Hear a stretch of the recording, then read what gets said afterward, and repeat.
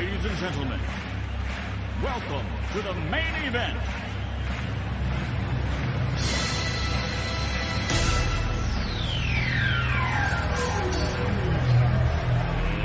Let's get ready to rumble!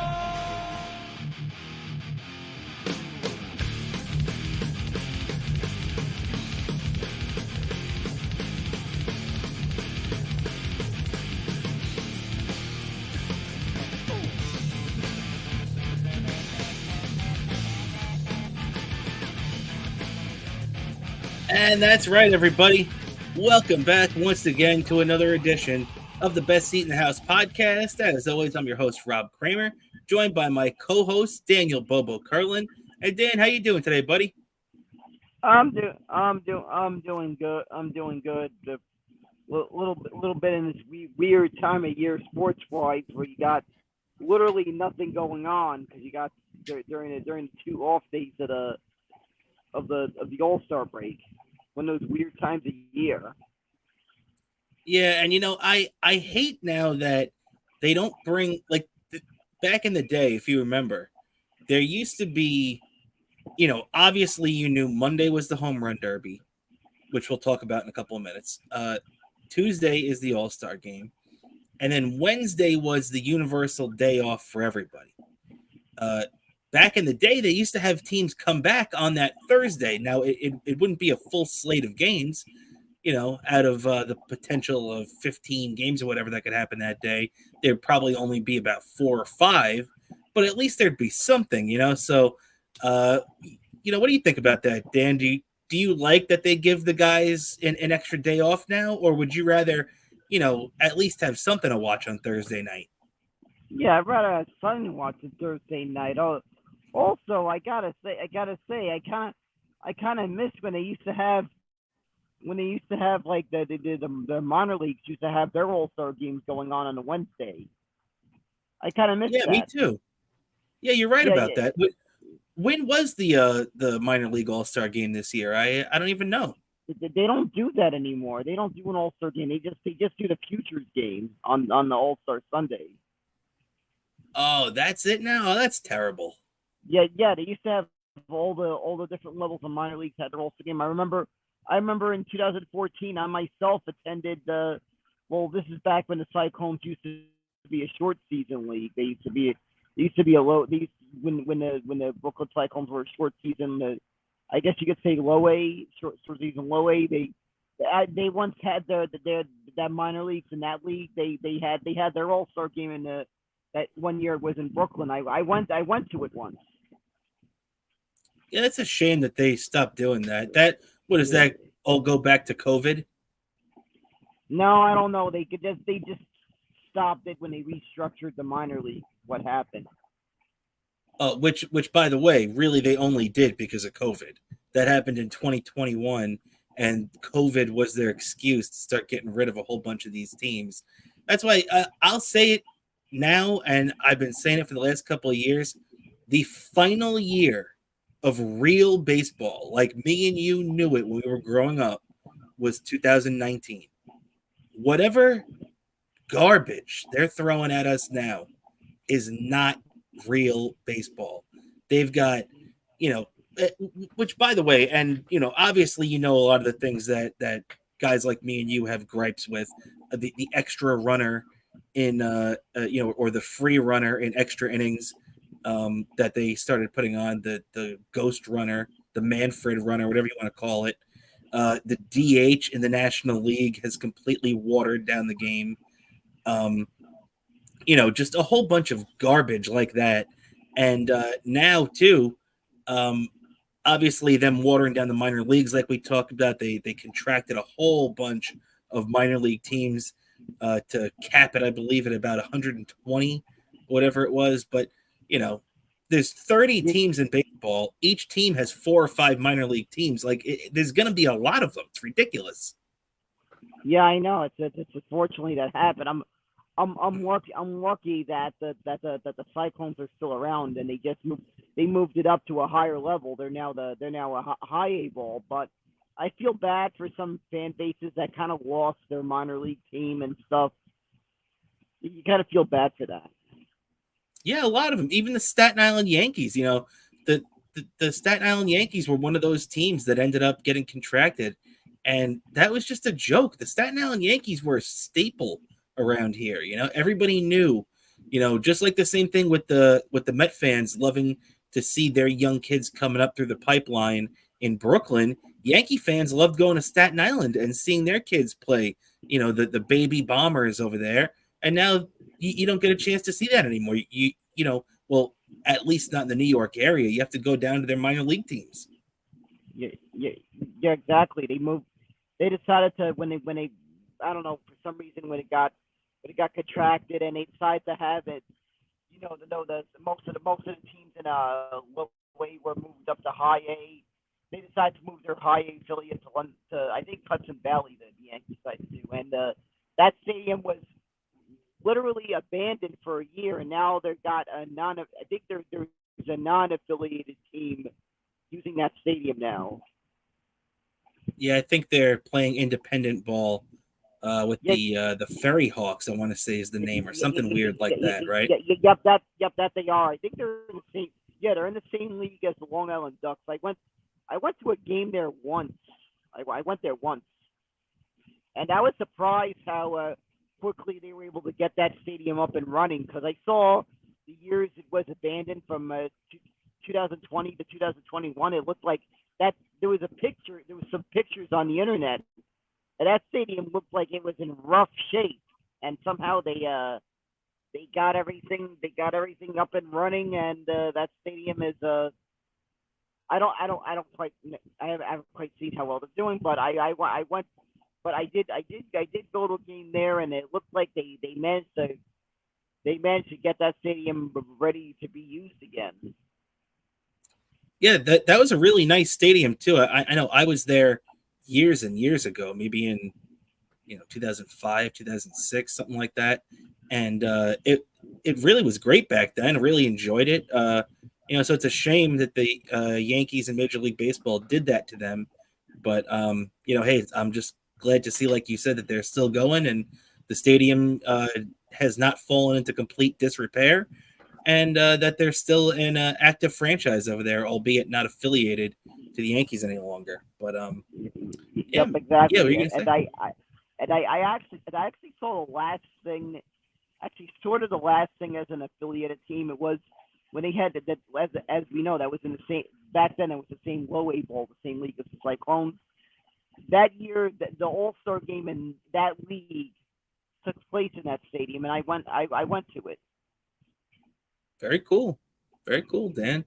So, yeah, the as we're talking, me and you obviously can get sidetracked talking baseball anytime, but we took a little bit of a dip in the weeds there, talking a little minor league baseball. So hope you enjoyed that little segment. But let's jump right back on track and start talking some of the festivities we saw this week in the All-Star game. It was pretty good game overall. The American League, like always, the American League, ever since me and you've been around, pretty much dominated this thing. Wish we could have seen some of those in the 60s and 70s and the 80s when the National League was dominating. But for the most part, over the last 30 years, the American League has absolutely dominated the All-Star game, and they did just that again on Tuesday night when they defeated the National League 5-3. A couple of notes around here for some of our local guys that participated in the game. Juan Soto of the Yankees had one of the big blows, a 2-run shot that answered the Shohei Ohtani 3-run shot from the top of the third or fourth, whatever middle inning it happened in, that put, Ohtani's bomb put the National League up 3-0. You were feeling pretty good about things until the bottom of that inning when the American League struck back, and Juan Soto's 2-run shot cut the lead to 3-2, and then an RBI single later on in the inning tied things up until the AL would pull ahead for good later on. But Dan, what are your thoughts on the game? Obviously, real quick, Aaron Judge and Pete Alonso both didn't get a hit. 0-2 for Judge, 0-for-1 for Alonso. But what were your thoughts on this game overall, Dan? thought it was fine. I thought it was fine. I feel everyone that involved, they gave everything to put on a good showing for everyone attending everyone attending over there in Texas. Yeah. I kind of was surprised that Pete Alonso didn't fare as well as I would have expected in the home run derby, but it's a crapshoot, so it's like didn't know what to expect there. Yeah, we'll get to the Derby in 1 second because I did want to touch on that, in a minute, real quick. But yeah, decent game for the most part. But Dan, me and you were just criticizing Manfred when we kicked the show off for the most part. But when you look at this, one of my big criticisms of Rob Manfred, and one of the things that he's initiated since he's come here, is the City Connect jersey is one of the stupidest ideas in the history of sports. It's the worst. There is literally not one good City Connect jersey. They all suck. And guess what? Even the ones that don't suck, they still suck. Because I don't want to see some shitty jersey that they just made just to sell these people that want to buy every jersey and every shade of color that they have. I want to buy my own team's real colors. I don't want a purple jersey for the Mets. I want an orange and blue jersey for the Mets. If I'm a Red Sox fan, I don't want a blue and yellow jersey. I want a red and white jersey. So, it's just even more sick. But that's a sidetrack because I wanted to bring that up.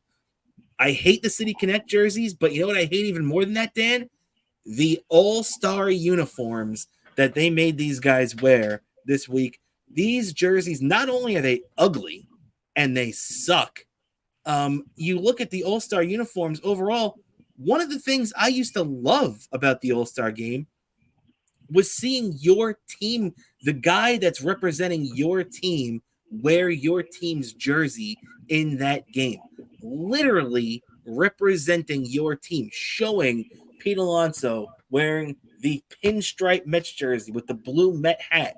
I don't want to see some garbage National League jersey that is ugly as hell and doesn't even represent the National League well, in my opinion. But I don't want to see that. Maybe during batting practice, but not during the game. Yeah. Those jerseys look too much like a beer league softball team jerseys. Is what they look like.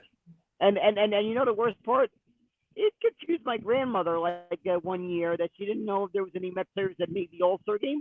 I had to show her a group photo of the Met players that were in that All-Star game. This was in 2022.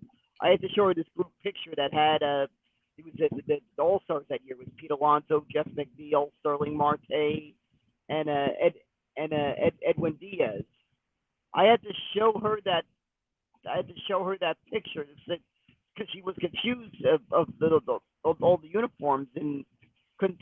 She thought there wasn't any Mets that were in the All-Star game. I showed her. She says, "No, they were. Take a look at this picture." I had to show her, and then the next year I had to show her a picture, pretty much of what the Mets cap that they were wearing, that the caps the Met players were wearing in the All-Star game that year, and then the same thing this year. I had to show her a picture of what the cap looks like.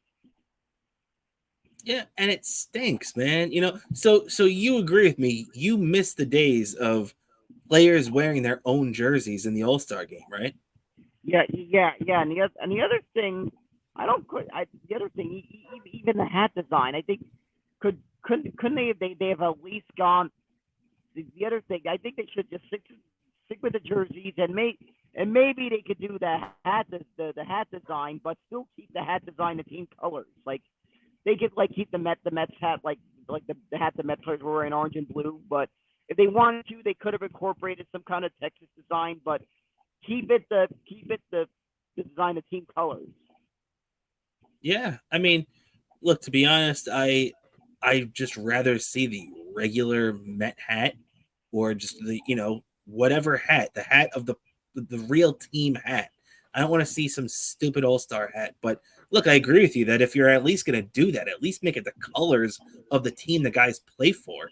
It's just they put way too this. It's all Rob Manfred. His fingerprints are all over this, and the guy is just doing so much damage to the game of baseball I can't even believe it. And I'm telling you, Dan, I still firmly believe that a lot of these pitching injuries we're seeing are because of the pitch clock. Yeah, I believe so too. And I could tell you about Robert Manfred. Part of me is hoping for Rob Manfred to say something racist. Just 'cause that's the only way he'll go away. Have him drop a couple of N bombs or a couple of F bombs, whatever he's got to do. I'm with you. And even if he doesn't do it, somebody please produce that AI that we can put out there and smear him and get him the hell out, right? Yeah, exactly. I think it's the old thing I used to make the joke when I saw a basketball team owner. I think it was the owners of the Clipper that got in trouble and had to sell the team because he said something racist. I said, "Damn, too bad that isn't Fred Will." I said, "Too bad that wasn't Fred Wilpon that said something racist." Yeah, you're right. And I think all Met fans were thinking the same thing at that time. And that guy you're thinking of was Donald Sterling. Yeah, exactly. I said, damn it! Why couldn't that have been Fred Wilpon? Yeah, that would have saved us at least a decade. That would have saved us at least a decade of frustration. Yeah, and that would have led to a lot of things that would have played out different. One thing, I'm almost sure Steve Cohen owning the Mets back then, Bryce Harper would have been a Met. Probably Zach Wheeler would have also still been a Met. Also, I think. Look, I do, in principle agree with you, but let's also be honest. The last couple of years, me and you have set our eyesight and our targets on a lot of big guys, and we would have said, "Oh, the Mets going to get Ohtani." The Mets didn't get Ohtani. Oh, the Mets going to get Yamamoto. The Mets didn't get Yamamoto. The Mets are going to at least trade for Soto. Mets didn't trade for Soto. So you know what? As much as I want to give Steve Cohen credit for spending his money a little bit, he hasn't spent outside of a couple of guys that first offseason. Steve Cohen's really got to pick it up a lot, and this trade deadline coming up in 2 weeks is really going to tell me what kind of owner Steve Cohen is. Because if I'm Steve Cohen right now, and let's not forget, as bad as the Mets were for most of this first half, they are in a playoff position right now with a record of 49 and 46. So I want Steve Cohen to go into his general manager or president of baseball operations office, whatever the hell you want to call David Stearns. And I want to tell him, we're buyers in this market, and you're going to get us some freaking help. And that means bring in starting pitchers, which he should have done this offseason. By the way, the Braves got Chris Sale for a bucket of baseballs. The Mets could have done that in 2 seconds, but they didn't. Why? Because David Stearns didn't want to take on the salary, which is why I thought we had the richest owner in baseball, Dan, right? Yeah, I was annoyed at that one. Every time I'm seeing Chris Sale do well in the Braves, the Mets could have easily had this guy taking on that money. And I really hope he does, especially David Stearns, doesn't half-ass this on a trade deadline. I better see us getting some starting pitching or some bullpen help. Oh, yeah. The Mets are going to need at least one, probably even two starting pitchers. But then again, they might just consider Kodai Senga one of that. And by the way, if you're wondering about Kodai Senga, he had his most recent rehab start earlier this week where he threw 4+ innings, looked pretty good, threw 66 pitches. So you'd expect he's probably going to get one more start at the minor league level. But I would think, Dan, some point next week, Kodai Senga is probably going to be rejoining the Mets, and that's going to be a big shot in the arm for that bullpen, right? Yeah, I just feel it's going to be pitching staff. I just feel it's going to be a big shot in the arm for the pitching staff and for the team. And I think maybe after his next maybe in a couple of days, maybe I could maybe start speculating when he's gonna when his next start's going to be, and if that starts at home, maybe make a little ticket purchase where I can get, I could find one at a cheap price. Take advantage of it. Well, they have a couple. Well, if you think about it realistically, they have a couple of options right now. So the options that the Mets have at the moment are Senga pitched 4+ innings on Sunday. So if you do 5 or 6 days from that, that would mean he's due to make his next start, most likely in the minor leagues, probably on Friday or Saturday. Now that would line him up for starting a game, probably the weekend series at Citi Field the following week after that. So if I'm gonna make a prediction right now, I forget who the Mets play. Let me double check at that first home series after the Subway Series concludes at Yankee Stadium on Wednesday night. Pull this up real quick. That would be so. After that, the Mets open up a 4-game set against the Atlanta Braves. So, to be honest, if I'm going to make a prediction right now, Dan, I say that Kodai Senga will be starting one of those Braves games that weekend. Somewhere in that series, it's a Thursday, Friday, Saturday, Sunday series against the Braves, 4 games. One of those games, in my opinion, will be started by Kodai Senga. What do you think about that? I think that's maybe a good bet. I'll probably pick up tickets at least 2 of those games to maybe increase the odds so that I'll probably be able to end up seeing the Senga pitch one of those 2 games. Yeah, he's on track for that, if you ask me. And I think the Mets aren't going to push him too much. They were going to give him 6 days in between his rehab starts last time, but they actually had to bump it back up to 5 because the 5th day was that Sunday start that he made. So if they waited an extra day, it would have been the All-Star break already, and they wouldn't have had a chance to do it even in the minor leagues. So it's a good thing they bumped him up to 5 days there. They're going to take their time with him, and I would expect that not the next start, but his start after that will be in the major leagues with the Mets, most likely against the Braves. But Dan, real quick, just to backtrack, we were talking about the home run derby earlier too. Pete Alonso came up short this year, only hitting 12 home runs in the derby. He kind of ran out of gas pretty quick there. The 2-time champ comes up short for the 3rd straight year. He won in 2019 and he won in 2021. Hasn't won since, fell short in 22, 23, and now 24. I hear a lot of Met fans saying, oh, Pete Alonso should hang it up, never play the home run derby again. What's this guy doing? Why does everybody care? Ken Griffey Jr. won 3, so Pete Alonso is going to tie him right now if he ever wins one more. And Griffey participated in 8. Alonso's only been in 5. So why is everybody all over Pete Alonso? That he should be able to play in as many home run derbies as he wants. Yeah. Plus that Griffey had a nice little Hall of Fame career for him, and probably would have had even bigger numbers had he not had all those injuries. Who knows what? Yeah, the guy still hit 630 home runs.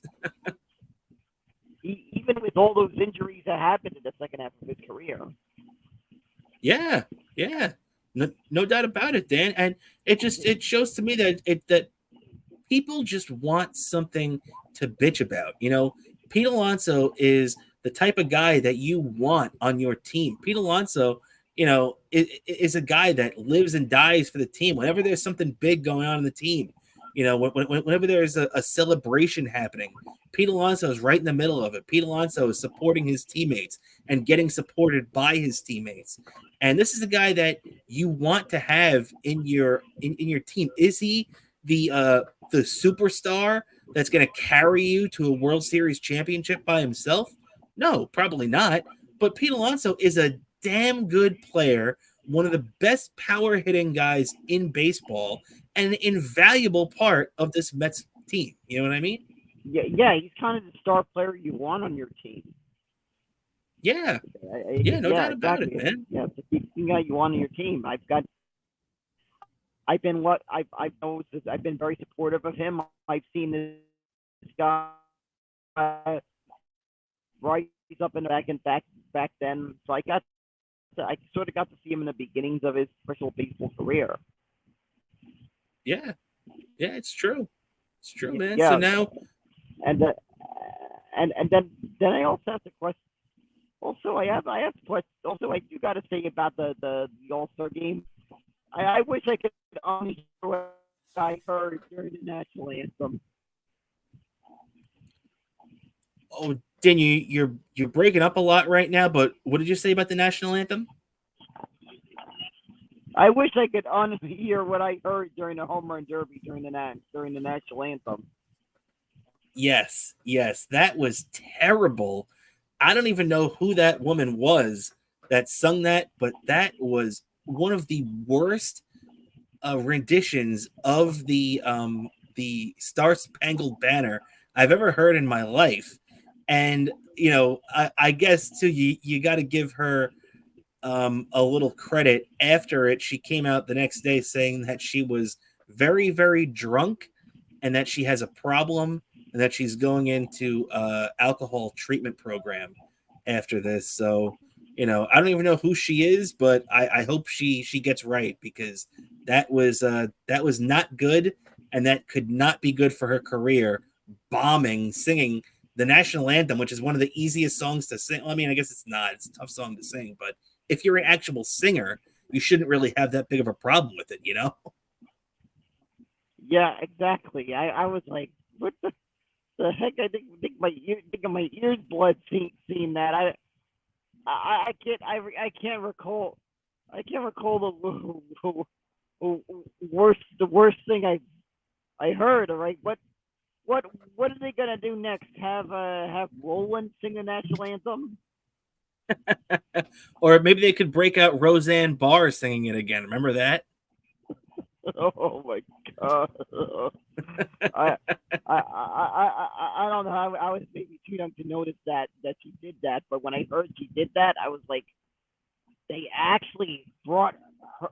That some person thought that was a good idea to bring in someone who isn't quite really a singer and is not known to really have any experience singing or any performed that in any done any musicals or anything. Let's just have her. Have this person who's never really sung sing the national anthem. What Yeah, were they exactly. thinking? What was this? Maybe I'm guessing it might have been in the '80s, because when I think Roseanne the show debuted in the '80s. So it was the early '90s. It was the early '90s. Or was that still in early '90s? Or was that still in that time where there was people, where there's some guy in a suit still? Yeah, let's have Roseanne sing the national anthem.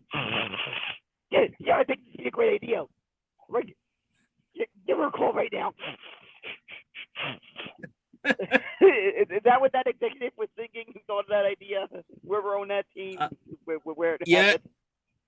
Yep, I think you're probably right about that, and it probably looked a lot like that scene from American Psycho with Christian Bale when they're all in the bathroom doing that. Yeah. That's probably exactly what it looked like. Yeah.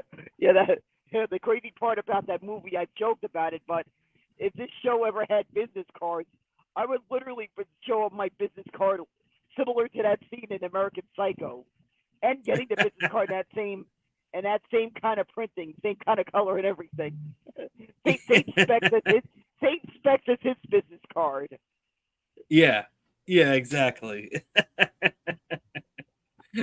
Oh man, well, yeah. So just to get back on track now, the Mets now. We'll wrap up with a little baseball here. We'll wrap up with the baseball here.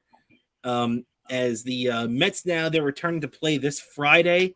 Looks like most teams are opening a one of those wraparound 4-game series where it starts on Friday, ends on Monday. The Mets are going to be opening up their 4-game series with the Miami Marlins down in Miami. So, Dan, hey, just another chance for the Mets to make up some ground. They've played well against the Marlins this year. The Marlins are not a very good team. And the Mets should be able to go down there and at the very least take 2 out of 3, right? Yeah, exactly. Actually, it's a 4-game series, so hopefully they at least take 3 out of 4. Oh, 3 out of 4. That's true. 3 out of 4. Yeah, You're right. Yeah, they got to at least take 3 3 out of 4, and hopefully the Mets don't hold back again. All right, they don't take this opponent lightly. Yeah, It's always you the thing can't that scares me. because coming out of this with a split would be terrible. 2-2, coming back to Yankee Stadium for those final 2 Subway Series games, you just have a bad taste in your mouth if you're coming out of a Miami split. Yep, exactly, and that's actually one of the next. What the next game I'm going to is one of those 2 games. At Yankee Stadium. Yeah, I got invited. I got invited to one of those 2 games. So I forget. I haven't heard yet which one it's going to be, but it's going to be one of those 2 games. I know for sure. Very cool, Dan. So obviously you got that on your plate next week. Big game, or a big series that's going to be, obviously the Mets won the first 2 games of the Subway Series at Citi Field, so all they'd have to do is win one of the 2 games at Yankee Stadium to take the season series from the Yankees. So that would be nice. As my dog is losing his mind in the background right now. Keep it down, Murphy. And I've yeah, been there, but I've been there before. I've had a dog, and plus I remember, and plus that was Mr. Maloonigan's like that sometimes, and especially the late Rosie Shea, who was, I mean, she was a beagle. So I don't know if you've heard a beagle bark before. Beagles bark loud. Oh yeah, those beagles like to talk, no doubt about it. And my dog Murphy right now, he's the first Irish setter that I've had, and they certainly like to talk too, no doubt about it. So so we got the that 4-game series with the Mets wrapping up on Monday, and they go into the Subway Series. Now for the Yankees, it's the same thing. They have one of those wraparound 4-game series. Starts on Friday, ends on Monday.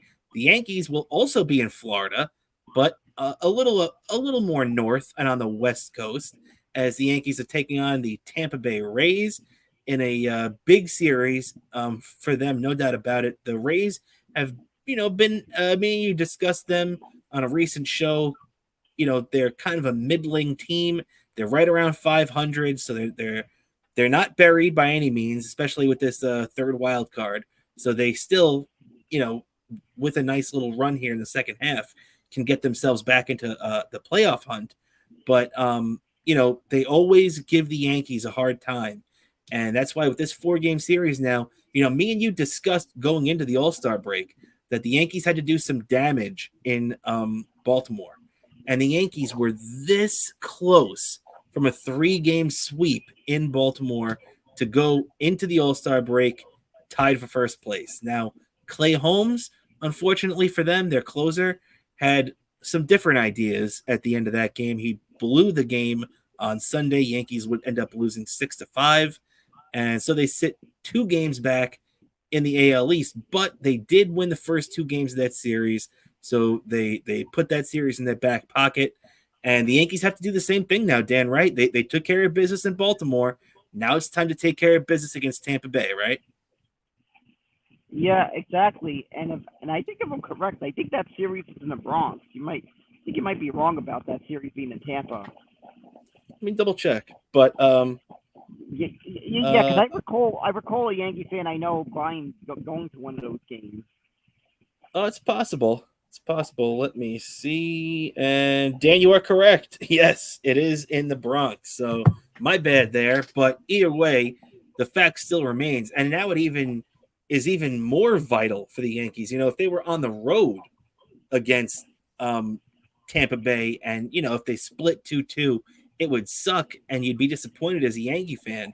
But going on the road, you could kind of, rationalize it and say, okay, whatever. At least they came out still even. But when you are home against a team that, is a middling team like the Rays, you have to take care of business, get the job done, and at the very least for the Yankees, take 3 out of 4. Yeah, exactly. They gotta take 3 out of 4. It's pretty much their season hangs in the balance. Almost. Well, I don't know if I'd go that far because they still have some pretty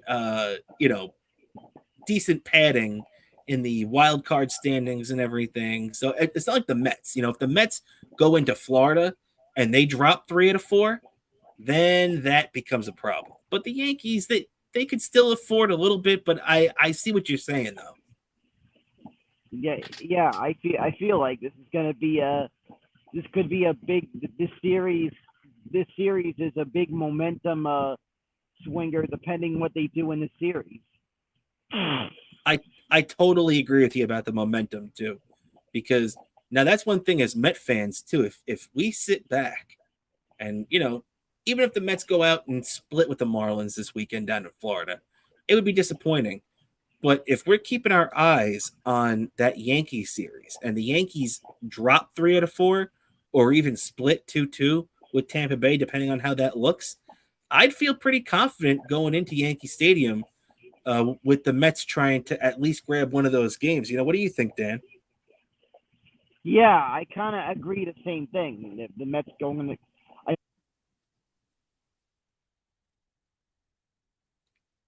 Hey Dan, your audio cut out.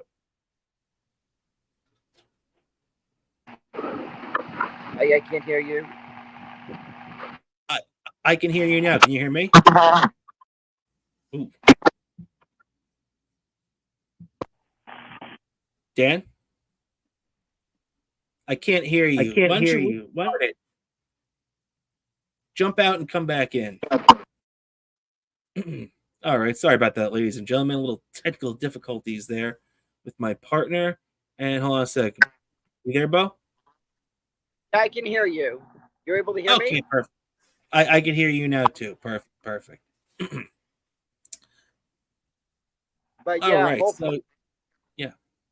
I was gonna say hopefully I feel more confident in the Yankees if we at least take 2 out of 3, maybe 3 out of 4 in Miami. I feel more confident having a momentum booster.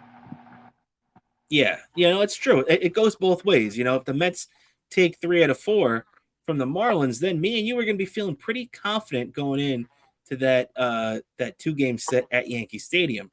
But it goes the same way for Yankee fans too, because if Yankee fans watch their team go out and take 3 out of 4 from Tampa Bay this weekend at Yankee Stadium, then they're going to be feeling pretty confident too. So it's it just goes to show it's all about when you catch a team, and if you could catch a team at the right time. And the Mets caught the Yankees at the right time last month. Now let's hope they catch them at the right time again this month, right? Yeah, exactly. Let's hope we catch them at the right time. And I expect this game to be very nerve-wracking. It's going to be, especially when me at the same nerve-wracking until the last out. And you know that with this bullpen, absolutely, my friend. All right, I think that's just about going to do it for us on the baseball front right now. Let's keep it moving along here, Dan, because we got a couple other things I want to get to before we get out of here today. And we do have a little basketball, a little football, because let's not forget, everybody, I got my Jets jersey on right now, my Aaron Rodgers 8, as NFL training camps are starting up just in a couple of days, Dan. Before we get into anything else, you got to be pretty pumped for training camp. Yeah, I actually managed to snag a ticket to one of the days. I think it's Sunday the 28th. I snagged the ticket off of the Giants website, a free ticket. And by Very cool. Someone might be also going with me. A certain Giants fan, a certain redheaded Giants fan we all know and love, might be joining me that day. Wow. So let me ask you this. Is it possible that we see, the Irish Cobra? It might give you a hint of who it is. Yeah, I think we have an idea. I think it rhymes with Shmi Dave. Yeah, exactly. And so, can I ask you, Dan, live here on the show right now, is there a possibility, because you said that it's on a Sunday, So that leads me to believe, I know Dave does like to do his show on Sunday sometimes. So is there a possibility that we see a little bit of a broadcast with you and Dave at even if it's not a full show from Giants training camp? There might be some footage of us because I know the last couple of weeks he's done the show on Sunday. So I'm sure he'll film some footage. There might be some footage showing up that time. I don't know exactly what's going to happen that day. Still not official, but it's a very strong possibility he might be there. But yeah, there could be footage of me and Dave there. Very cool, Dan. Very cool. So everybody, keep your eyes open for that because when Dave and Bo get together, it's always interesting. It's always funny. It's always worth checking out. So do yourself a favor and check out Bo and Dave if they put anything out, which I'm sure there'll at least be some kind of video there. So no. What is it? The tickets were free. I had to maybe make sure I get enough tickets that I could bring along Dave. Very cool, Dan. Very cool. All right, so let's jump back into this now. Also, I do got to say it is weather because when they do the Giants training camp, they usually do it at the outdoor practice field. But if the weather looks like inclement weather, they hold the practice in the indoor facility, which isn't open to the fans. So that, as I said, it's weather permitting. Okay, no problem. So keep that in your back pocket, everybody. So sure to be some entertaining content coming out of that.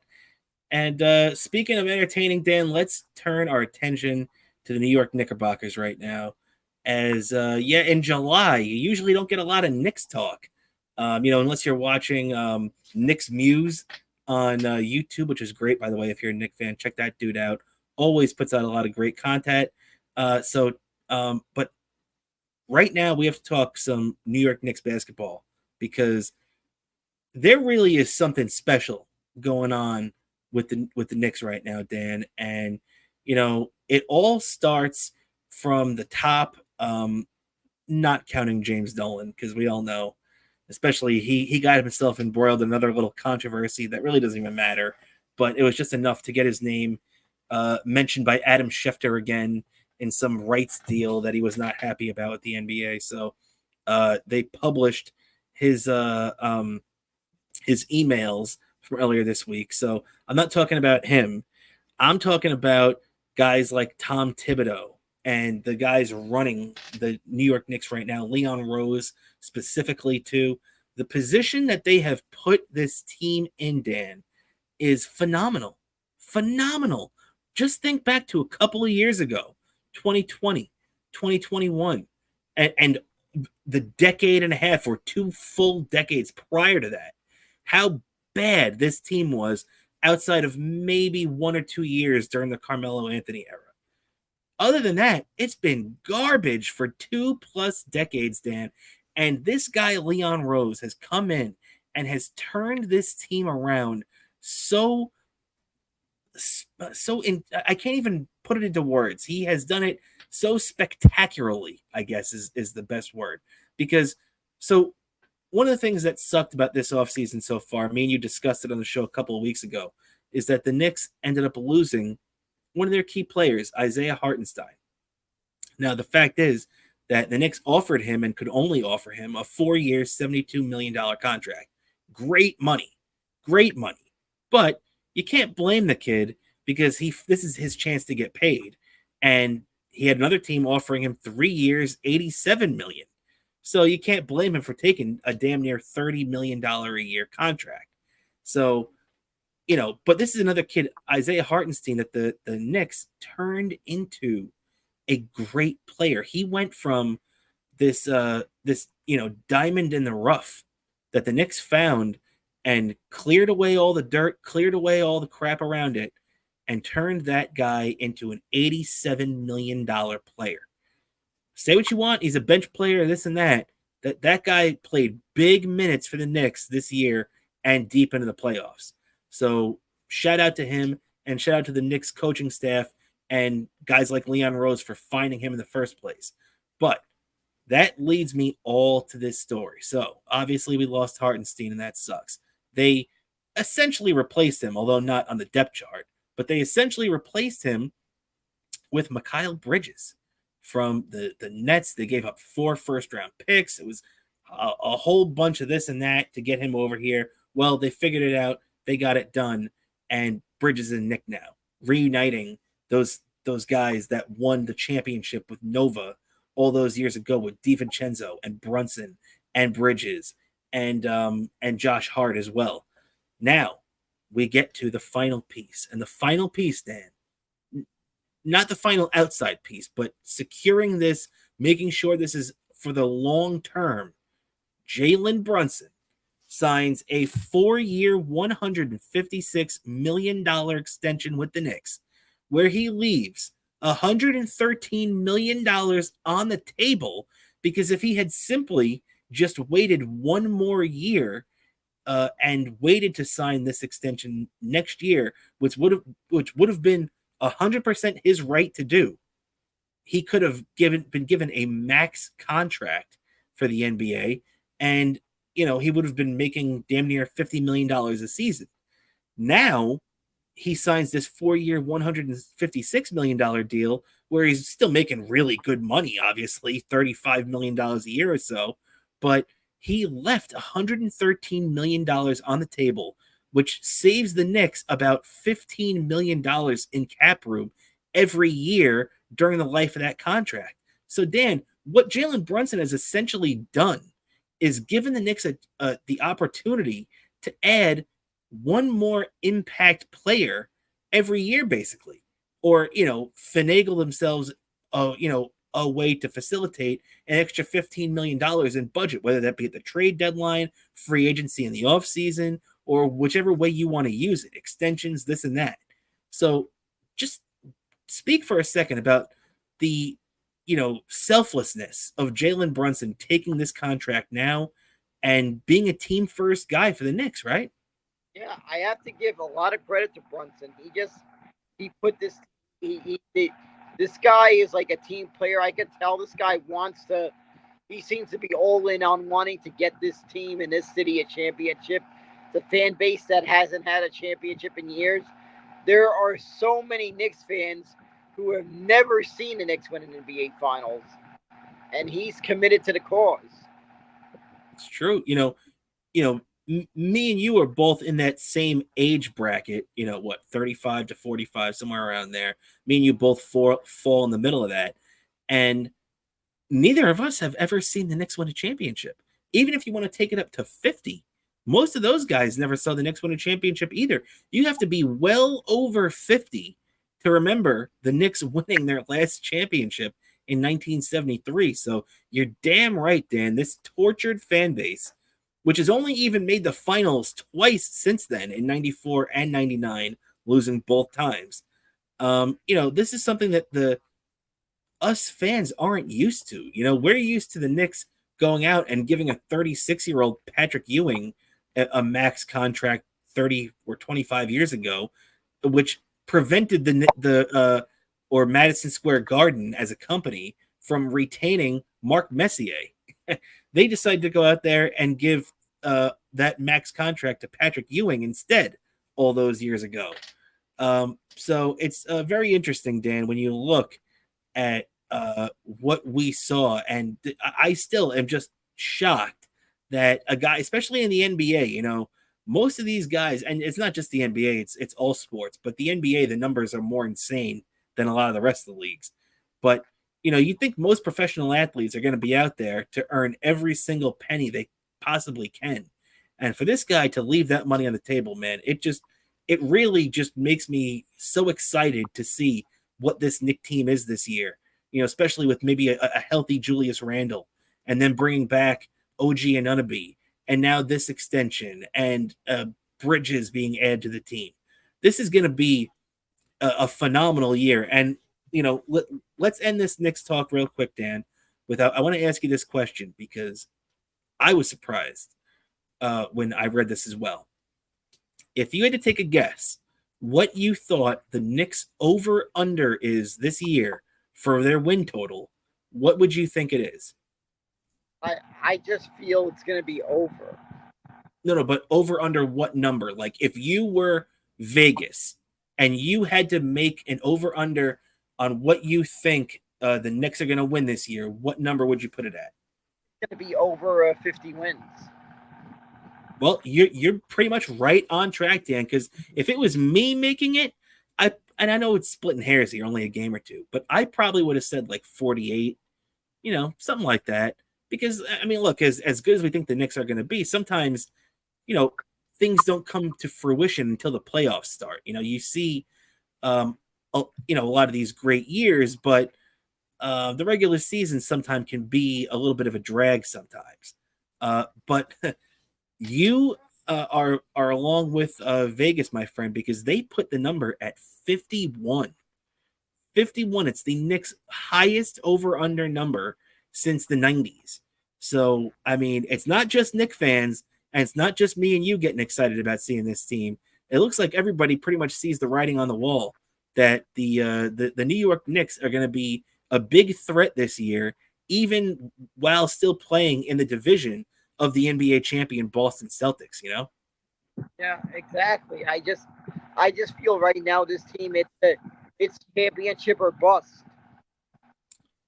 Well, with the Celtics in the division, I don't know if I could say championship or bust, because let's be honest, even if the Knicks get to the Eastern Conference Finals next year, everybody's going to be thrilled because that hasn't happened since 2000. So, there is a step, but I get what you mean, though, because now the expectations are risen, and who knows what happens between here and October when the season tips off at the end of October, just a couple of days prior to Halloween.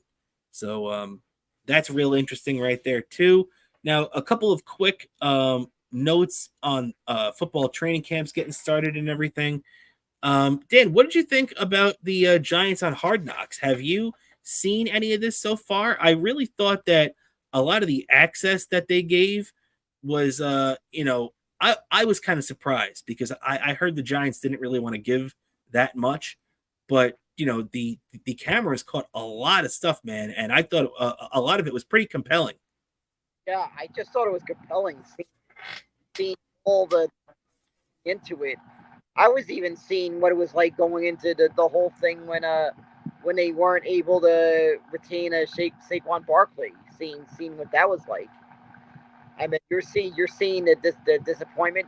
You're seeing what that must have been like from the perspective of the people, the executives, the owners, the GMs, everyone behind the scenes. Yeah, it's true. That was really a fascinating look at the Saquon Barkley stuff. You're right. Yeah, it was just fascinating seeing all this stuff going into it, how they're looking into all the players and trying to make their decisions.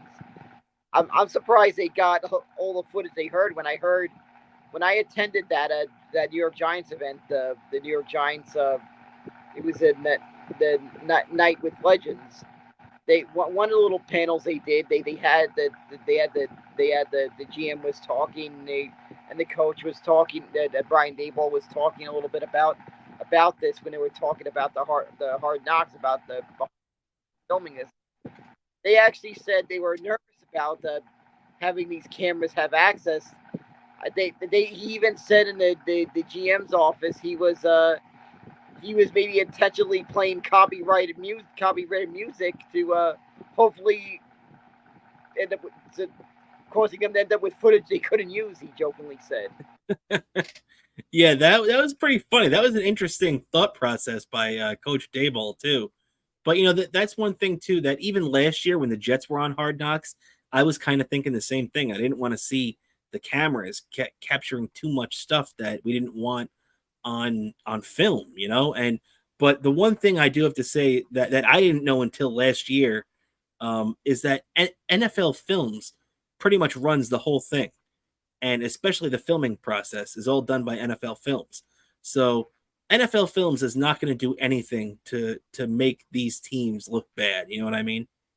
Yeah, exactly. Plus that they've always done an amazing job with their highlight films. I mean, I love looking at some of these old school highlight films because they just feel like they're really, really neat time capsules of an era long gone. Just getting to really capture what professional football was like back in the day. When you look at these old films and just the camera angles and the way and the production behind these films, how they did such a great job capturing that. And you have to give. I actually saw some stuff on YouTube about the little history of the NFL films, how they made the creative decision to bring in a guy that like worked in Hollywood, that like, worked in producing films, and he took that, but he knew what all his practice and stuff going into like putting together making movies, and took that into putting together these highlight films, and the results speak for themselves. What we know today, to this day. That's true. It's true. Love me some old school NFL films myself. And so, yeah, great job by the Giants on there. A lot of interesting stuff coming out of there. One more note as we round out. We got a couple of little things left to get into. Is Dan, I don't know if you've seen any of this, but there are a lot of rumors swirling around Davante Adams and the Jets. And this all started. Now, obviously, everybody wants to connect the dots because,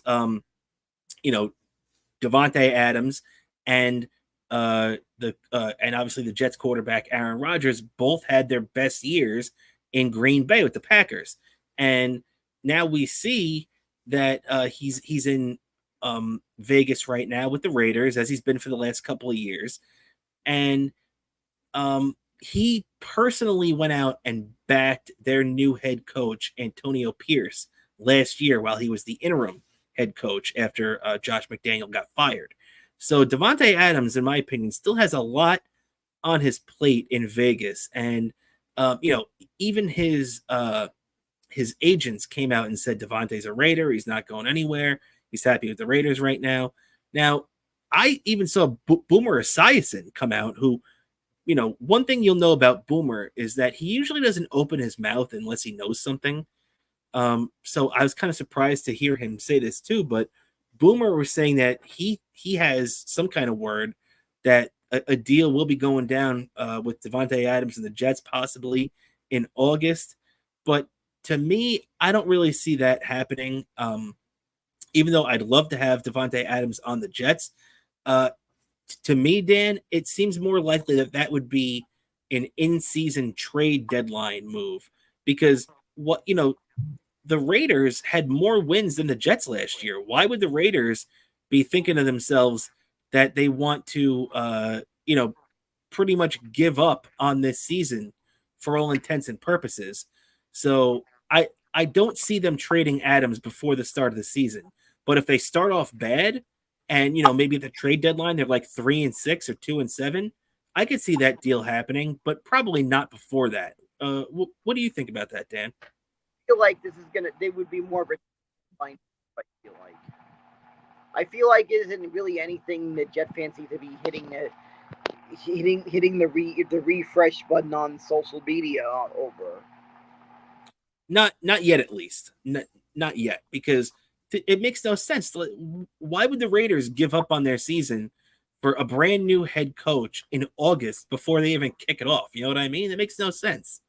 Yeah, it doesn't make sense. I don't think they really should be really looking too far, above their heads over this one.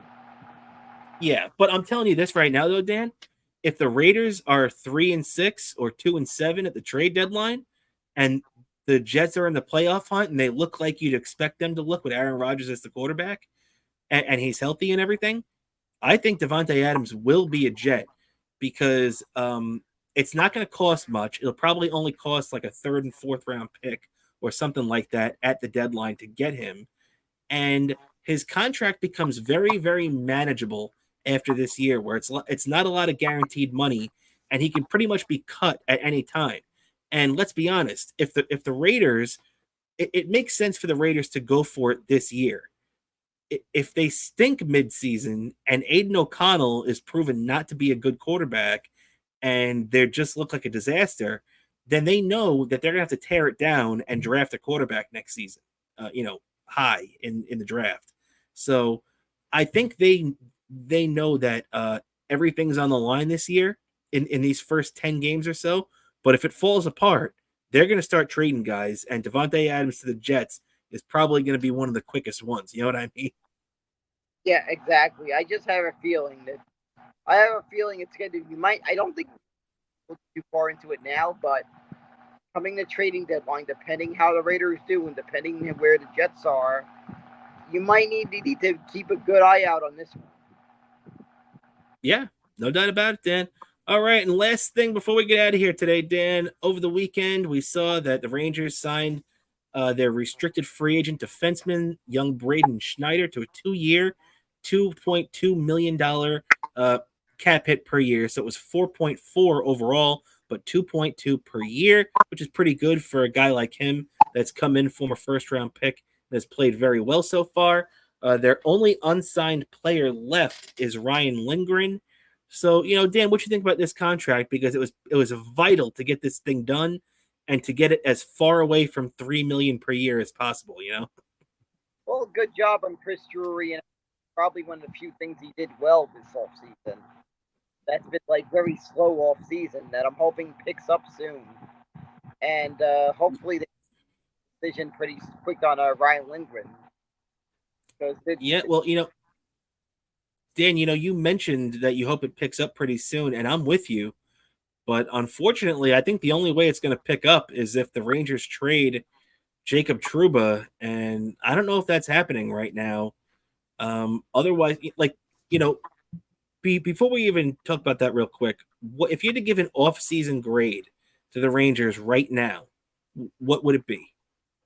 I would give it a C-. Yeah, I'm probably with you too, because I think a D is probably a little too harsh, and obviously an F is probably a little too harsh. I don't mind the addition of Riley Smith. I do like him. In case you're wondering, the Rangers got him for a 3rd and 5th round pick from the Pittsburgh Penguins earlier this month. This is the guy that won a cup with the Vegas Golden Knights a couple of years ago. He's been a 30-goal scorer, but he's about 32, 33 years old now, so the Rangers are going to see what they got left in the tank there with him. I'm not going to kill that move, but it's not going to knock your socks off. But yeah, my offseason grade would probably also be a C-, just like you said. But the whole thing is going to hinge on if the Rangers can move Jacob Trouba or not. To me, if you want to hear some crazy idea that I have, and I know it's probably not going to go anywhere, but what I would like to do, I would like to package Trouba and Filipino to Toronto for one of those expensive forwards, whether it's Jonathan Tavares or if it's Mitch Marner, or I doubt that they're not going to be interested in moving a guy like Austin Matthews, but one of those top highly paid skilled forwards is one of the guys that I would want in a deal like that. Now, nobody's mentioned any kind of deal like that. I haven't heard the Rangers shopping Hedl. I haven't heard, and the only team I've heard connected to Trouba so far this offseason is, well, actually, I've heard 2. I've heard the Detroit Red Wings, and I've heard the Buffalo Sabres. Now, there's a whole bunch of different reasons. We won't even get into them right now because I don't even expect a deal to be made right now. But Dan, I mean, it would be pretty disappointing right now for us Ranger fans if, the Rangers are eventually going to get the deal done with Lindgren.